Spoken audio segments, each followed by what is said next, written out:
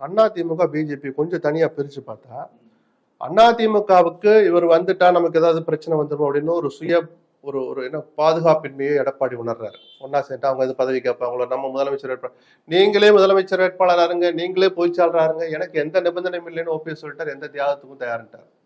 TTV நான் தேர்தலே நிக்கலைன்ட்டார்.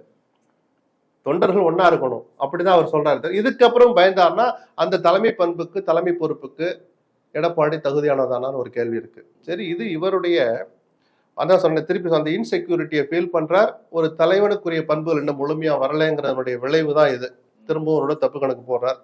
இப்படி போடுறதன் மூலமா அதிமுக பலவீனமாகுங்கிறது பிஜேபியும் ரசிக்குதுன்னு நான் ஒரு பார்வை பாக்குறேன். அவங்க ஏற்கனவே திராவிட இல்லா தமிழகம்னு தான் ஒரு கோஷத்தை போட்டுட்டு இருந்தாங்க. அது எடுபடல.